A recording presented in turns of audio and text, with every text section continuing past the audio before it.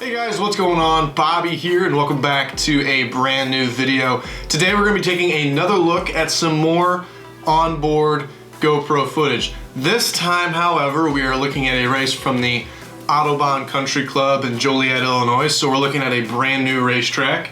This race is actually a part of the Ignite Challenge series, so we're looking at a more regional level of competition rather than the local level of competition found in St. Louis at the Gateway Kartplex. And on top of that, I would consider this not one of my better races. The last two videos I finished on the podium. This one I actually get disqualified from, which we'll get into.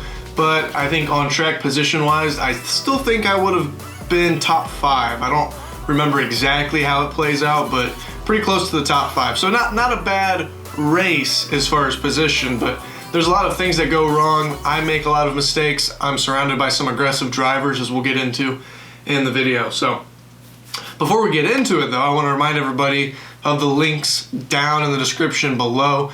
One will take you to my website at bobbykrug.com. That's where you'll find some information about sponsorship and how you can join the team, join the Bobby Krug racing team, and help support me this year. No new announcements on anything that I'm doing this year. I'm still trying to build the fundings, trying to secure my spot in the competition that I want to be a part of. But there are some new things that are brewing in the background, not necessarily a part of what I had planned on doing this year, but some really cool stuff in the works behind the scenes. I think you guys will enjoy it. I'm super excited about it. Super excited to announce it once that time comes, but we're still probably looking at another couple weeks out from that. So super exciting things behind the scenes, but still any and all help is appreciated. So check it out. And if you can't support it yourself, share it with people that may be able to. Any little bit amount of help goes a great long way. Also, there's a link down there for my Spreadshirt store at shop.spreadshirt.com/ATA Network. That's where you'll find this hoodie that I've worn in the last 3 episodes because I only have one of my hoodies. Need to invest in some variety of colors, but very comfy hoodies, hats, shirts, long sleeves, sweaters. We've got hats, mugs, we got the whole works. So check it out, shop.spreadshirt.com/ATA Network. And without further ado, let's go ahead and jump into the video. We're rolling off P3 behind Kayla Carlson and Spike Kohlbecker. The green flag is out. And Kayla actually bites a little too much of this curb here and goes around. Now, there was nothing there that I could have done differently had she had a shallower angle there and had spun out right in front of me. There would have nowhere to go in that situation. So I didn't even think I had enough time to react to it. I think I just stayed my normal line, and most of the time everything just kind of goes in the direction of which the forces are taking them. So obviously it's a right hand corner. The cart wants to keep going that way. That's just where everything went. So fortunately, we weren't caught up in it. It was a very unfortunate situation, and it happens to the best of us, trust me. But, because I mean, think of like Eric Fagan at Whiteland, just not a lot of experience on the hard tires, locks it up, and he gave me my first win. So who knows, maybe another lockup, another little mistake by one of the lead drivers might lead to me winning a race. Spoiler alert, that's not what happens. But let me pause right here, because this is a crucial, important lesson to be learned in this video. You guys see that little thing out there on the racetrack? That's my neck brace. It came off during the opening warm-up laps, the pace laps. I got disqualified for that. Now, a little bit of a driver's recommendation: always make sure that you have your neck brace clipped. If you don't have one that's got a clip, I recommend getting one that has a clip, or the Velcro or something to make sure it doesn't come off. Because if it comes off, you are at risk of being disqualified. So at this point, I am no longer being scored in the race because they had noticed that I had my neck brace and they threw me out. Now that's just the driver's recommendation. For the tracks, the track recommendation, I don't know if it's in the Ignite rulebook, I don't know if it's in some sort of WKA rulebook, but if a driver doesn't have their neck brace and you're going to disqualify them from the race, they should have given me a black flag. Give me a number board, give me everything, get me off the racetrack. If I'm at a safety risk, I should not be racing on the racetrack. Disqualifying me for a neck brace and allowing me to run this whole race kind of defeats the purpose just a little bit. And on top of that, if you disqualify a driver, you need to make sure that your person at the scales can catch you when the driver comes off track and tell them that they've been disqualified. Because I didn't know that I was disqualified until somebody had came up to me maybe a week or two later and said, hey, the points are up, doesn't look like you did very well, and they gave me pretty much last place points. So make sure that if you're gonna and I was really upset about that in the time. I'm not anymore. And but yeah, those are two things that are very important. If there's a safety problem, pull them off the racetrack, and I'll tell them, like, when they get off the racetrack they've been penalized. Don't not tell them, because that seems kind of silly. You may get a call made on you at Gateway Kartplex that you may not get at TNT. Well, this year it'll be the same sanctioning body, I assume. So that makes me feel a little bit better about situations like these. And I'm sure that there were some issues in the past as well that will be resolved by having one unified sanctioning body at these races. So yeah, that's a good thought, is to always have your neck brace on. Don't lose that. It's very important. Not necessarily just for safety, but you don't want to get penalized. So as you can see here, we're rolling in second place. We got Spike Kohlbecker ahead of us. We're going to get past, rather, we're not going to make it past quite yet. And I wasn't a big fan of this pass, as you'll be able to see here, going up into this uphill section. Seemed to be the problem spot. Alexander Surley gets to our inside, kind of gives us a little bit of a bump out, and then takes the spot from us. Now, at Autobahn, that would, considering how I've explained it in the previous videos, that would be a legal move.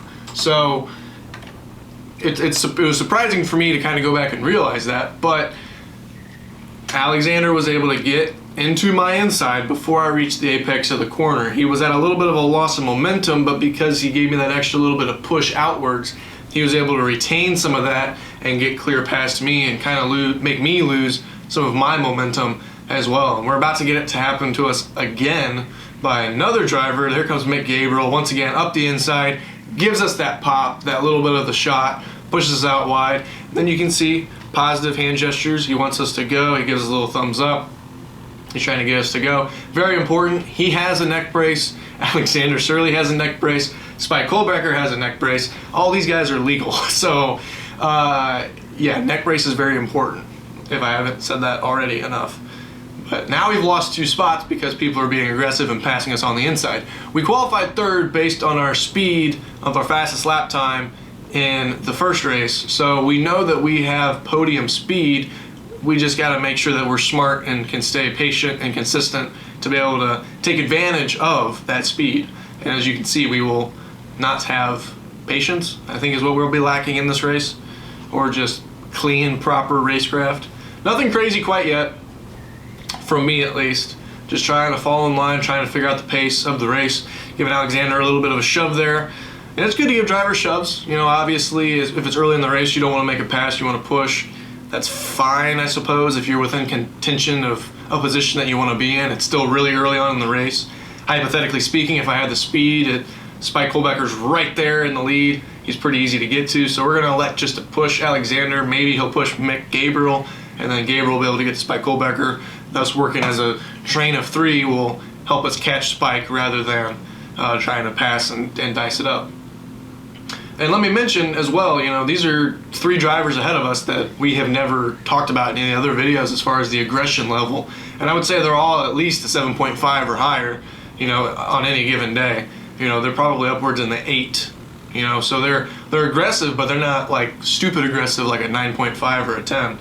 And it's good to mention, Mick Gabriel does a lot of national karting, Alexander does a lot of national karting, Spike Kohlbecker, Formula car driver, now running in the Ignite Autosport USF 2000. So all these drivers up ahead know what they are doing to some extent. That was a stupid move to try to make a pass on Alexander Surley. I don't know why we did that, to be quite fair. I would have stayed in line with him because it probably would have allowed us to get side by side with Spike. But instead we fall in line. No change of position on our part, but the whole top 3 now has shuffled up. But we're still same distance to the front runner right now. Mick is probably about where Spike was in that last lap. So we should have been a little bit more patient there, and you can see these drivers, as we come out of the final corner down the straightaway, they look behind. And that is something that I typically tell people not to do, is not to look behind them all the time. But at this track, that's such a long straightaway, you get such a run out of it. If you're doing really good, you can get a good run and make, you know, a good pass on some drivers coming down into turn one.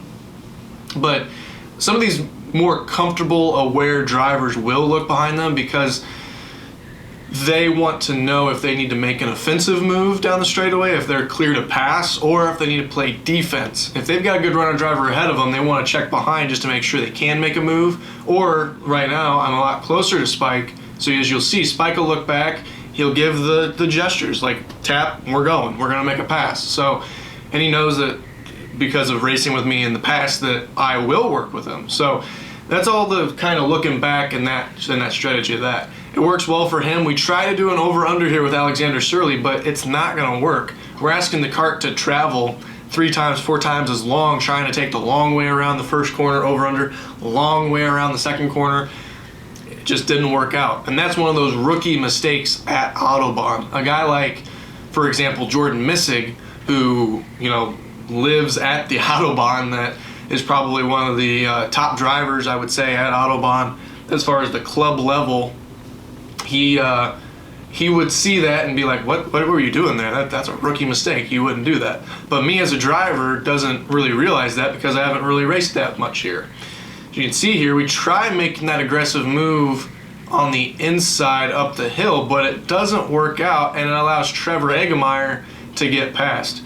Now, I'm able to kind of duck back down to the inside here, and we're going to be running side by side with Trevor Eggemeyer here for the entire lap here, and we'll have a really bad situation come up. And at this point, I'm getting a little like frustrated, not necessarily because I've been raced dirty quite yet. I haven't been raced dirty by any means, as I'll pause right there. I haven't been raced dirty by any means, but I'm just frustrated that we can't get a pass to happen. I'm just struggling. It's too early on in the race to be aggressive and getting impatient. So this whole deal with me trying to get past Alexander and now Trevor getting by, and now we're side by side with Trevor, the leaders are up the road. Like, they are gone. Maybe not necessarily impossible to catch them at this point, but they are pretty far along down the road because we've had all this side by side nonsense. And we're getting cross flags from the flag stand. So this is not a great situation for us to be in. Now we're gonna make another stupid move here, being impatient. Trevor's got a good run on us here. He's gonna pass us, and he's gonna duck back in line. Now I go to make a move into turn one because a couple reasons. Like I've said before, impatience. And on top of that, I've got another driver behind me that's not Alexander, I'm not sure who it is, that's gonna try making a dive bomb pass into me going into turn one. So I see that and I kind of go in line with him, and my thought process is I can make an offensive move on Trevor, get around Trevor, and I can also be defensive and kind of block the guy going into turn one, not allowing him to make a pass on me. Spike Kolbecker did in that prior lap when we passed him. You know, Spike did a defensive move, kept me behind him, and he was able to also pass Alexander. That's what I was going for here in this. I didn't have enough momentum. I wasn't clear of the guy behind me. So what ends up happening here is you'll kind of be able to tell is the guy behind me clips my rear tire, shoots me kind of up in the air, and I slap Trevor and I push him off the track. And unfortunately, Trevor DNFs. So it's nasty. This is an impatient move right here. As you can see, yeah, the car just gets, you can see where it dips down the nose, and it just gives enough to Trevor there just to knock him off the racetrack. So it's a very unfortunate situation, and now the leaders are far up and gone down the road. Not a great race for me. Just like I said, this is impatience. You know, trying to make a lot of low percentage passes. You know, things that aren't going to happen very cleanly. And we're going to get a pass made on us here in a turn one by Alexander. He's going to get to our inside here. And what I originally thought was a dirty move isn't as dirty as one might think. He's clearly there in turn one. Like, if we're already you know, side by side like this, perfect at the apex. I gave him a lane here to work with as well. So he clearly was legal and clear here. But at this point, he runs me almost clear off the track, which I originally thought was kind of dirty. Now let me know in the comments what you guys think of this move. I'll tell you guys what I think of it here in a second. But as you can see, he runs me out wide and basically almost all the way out to this edging of the curb. But he knows he's got the momentum and he's going to get clear of me going into the corner. I would say for the Ignite family, fun, friendly, fair style of racing, it's not necessarily the cleanest of moves that I would say. It's kind of a little on the dirty side. But for a guy like Alexander, being a kid that races a lot of national and regional races, did the Ignite Challenge Series, ran some of the majors, you know, this is kind of what you expect at a more national level of competition. You know, people are more prone to making those dive bomb passes, not giving a lot of space. That's just kind of how it is. So for the Ignite Challenge, being a national race, I could see where this is legal and I could see where he could get away with this and it's fine. Like, he gave me enough room to stay on track and continue the race. It actually is pretty calculated. He ran me out of enough room to kind of hurt my momentum, but not to push me off the track. So it's tough saying that if he intended to do that. And also, he just saw me the lap before just move Trevor off the track and finish his race. So this might be some kind of retaliation. We don't know if Alexander and Trevor are good friends. Maybe he saw that and was like, that Bobby guy is just so dirty and aggressive. He just took Trevor out. We're gonna take him out. So maybe there was a little bit of that in there as well. Let me know what you guys think. You know, it'd be interesting to hear just from the different viewpoints. But I would say in the moment, I didn't think it was clean. Looking back at it, it's a pretty smart move in my opinion, especially if you want to look at national level of competition. As you can see, he also checks back behind me just to see, you know, whether or not I did go to eat some dirt and some grass or if I was able to stay out on the racetrack. So we're still in it. We are still here, and he is currently sitting in the third place spot, and the leaders, as you can see, are nowhere to be found. They're all the way down the road. So we've already gotten cross flags. At this point, it's kind of too late in the race to try to make a run to the front runners. We kind of just have to scrap it out for every position that we can at this point. And basically the best position that I would assume at this point in the race that we could finish is third place. So we're still going to race hard for third place here with Alexander. Now what I would do here in this situation right now is I would just kind of stay behind him until about 1 to go, 2 to go, and then we make our move. Because as I've said in the prior videos, the later that we wait to make a move in the race, the less of a chance he's got to make a rebuttal pass to be able to get back around us. So as you can see, we seem to be better on the longer straightaways. He seems to be better up in that uphill technical section of the racetrack, which is something that you can kind of assess during a practice or a qualifying. That clearly means that I've got a lower gear, so it doesn't give me as great of a run out of a corner, but I get better top end speed down the end of a straightaway. A guy with a higher gear like Alexander, he gets a little bit of a runaway, as you can see there at the exit of the corner, but we're going to be able to get right back up to him. So I'm not sure what the difference is, what we're looking at here. I'm not sure what I was running. I would have to look back at my setup notes, but this is probably maybe a 2 teeth difference, 3 teeth. 3 teeth seem a little crazy. I don't think it's a 1 tooth difference. This seems very much like a 2 teeth. It's very noticeable. As you can see, we down the straightaway, we just suck right back up to him. So there's clearly a difference there, and I think that I've got the better gearing because obviously I out-qualified him, but not by much. He actually started alongside of us. So, you know, what you might lose in one section of the racetrack, you'll gain in another section. So it's always smart to kind of play with gearing and ask around. Some people are willing to tell you what they're running. I know I'm pretty much an open book when it comes to gearing, so sometimes you just gotta ask people and see what they say. But we're all over the back bumper here, and we just kind of have to be patient, be smart, and wait to make our move. But are we in the right mindset right now to be patient and be smooth? Hasn't seemed like it the entire race. So hopefully we can. At this point, we're thinking about that gear difference, and we're thinking about where we can set up to make a pass. He's being very defensive going up the hill as well, which is just hurting our momentum. He's basically just defending his position at this point. And at that point, right there, as you saw, I made the pass on the inside. He kind of seemingly left the door open. And I'm thinking that was actually a part of the plan. I'm not sure if he meant to do that. Maybe I just got a good run on him. But I think he meant to do that on purpose. And the reason being, if he's behind me, he can kind of control the flow of the race as we get two to go right here at the flag stand.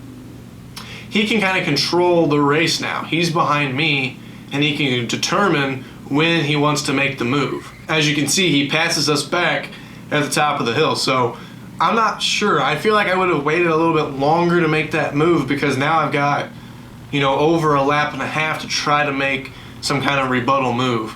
But I feel like it would have been smart to be the guy in the second place spot behind the other driver to kind of control when I can make that move, especially if I know that I'm faster than the driver at a certain section. So he would wait to make that last lap move, obviously uphill in that technical section of the racetrack, whereas I would make that move somewhere later in the section of the track where I know I've got that speed on him, and we're coming to the white flag here. So as you can see, he's looking back. He's going to defend down low.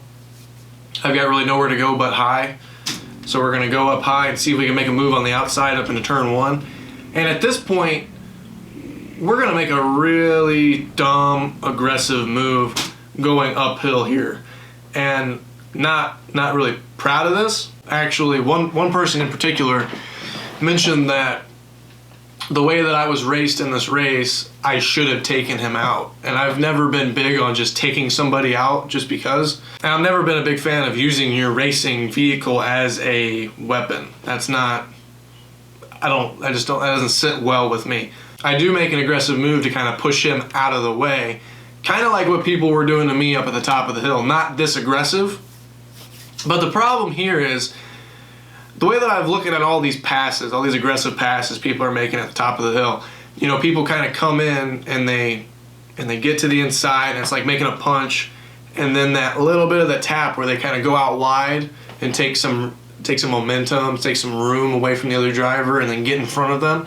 That's kind of like following through with the punch. You don't just get to the inside and stay there. You get to the inside, and then you give that little bit of push to keep the momentum going through. When I make this move, I don't give him that little extra push at the end, so this pass doesn't necessarily work out. In hindsight, I should have stayed in the gas a little bit longer, and you guys will see what I mean here.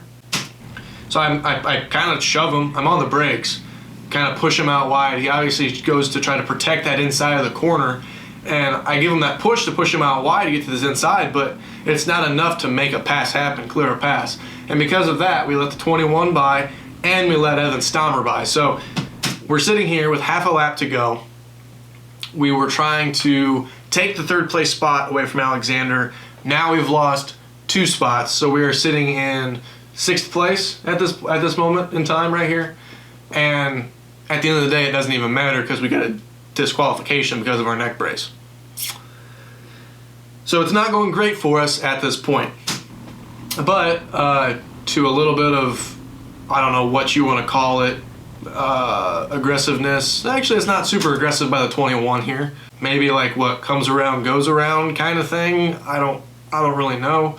21 shoves out, not necessarily shoves Alexander, but forces Alexander wide. Me and Stammer have really great momentum going into this corner, and Stammer gets clear, and then I get clear going into the corner as well. Now Stammer celebrates because he realized that he just finished 3rd in this race, and I'm in the gas hard trying to get around him. I've got some pretty good momentum here that I can go side by side with him, and that's what I tried doing. But take a look at my feet, ladies and gentlemen. Where did my accelerator foot go?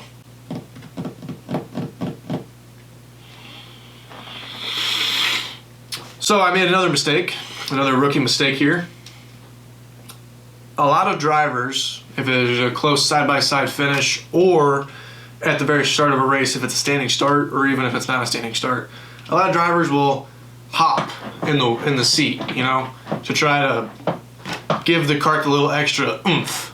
I don't believe in that at all. What's the Newton saying? Equal and opposite forces. What is that saying? Here we go. Newton's third law of motion. When two objects interact, they apply forces to each other of equal magnitude and opposite direction. So the two objects in this situation would be me and the go-kart. And me pushing down on the go-kart is a force upwards that clearly would release weight off of the go-kart, but I'm pushing up off of the go-kart, which in return would be a force down as well, pushing down on the go-kart. So in that mental picture, I'm not sure if this whole hopping in the cart thing really works. Now on a standing start, I can understand that a little bit more because you're trying to get everything engaged, try to get everything in motion. At this point, it's all about momentum and carrying momentum. And if you're able to get a good run on a driver like I am with Stommer, I don't know if hopping up and down on the seat was really going to help me. And it actually hurt me because I don't have any slip resistant material like some drivers have on the floor pan by the pedals. So in the process of me hopping up and down like an idiot, my foot slipped off the accelerator, giving Evan Stommer the clear third place. And actually I was a little bit of a closer finish there with the number 21 cart. So even in theory, if I had my neck brace, I'm not even sure if I would have finished fourth. I think I may have finished fifth because I was hopping and my foot came off the accelerator and the 21 was able to get around me. So that's another thing you have to consider as well. I don't know. That's another thing in the comments. Put it down below. Do you believe in hopping in the go-kart? Because I'm a little 50-50 on that as well. I'm not sure, you know. But that's going to do it for today's video, guys. Thanks for watching. If you guys are new to the channel, please subscribe. I'm trying to stay on this weekly upload schedule. We'll see if we can stick to it. I hope we can. I got a lot of great content coming your way, so I think we'll be able to do it. If you guys enjoyed it as well, make sure to leave a like and comment down below if you guys have any comments or questions. I'd love to interact with you guys down in the comment section. But until next time, I will see you guys in the next one.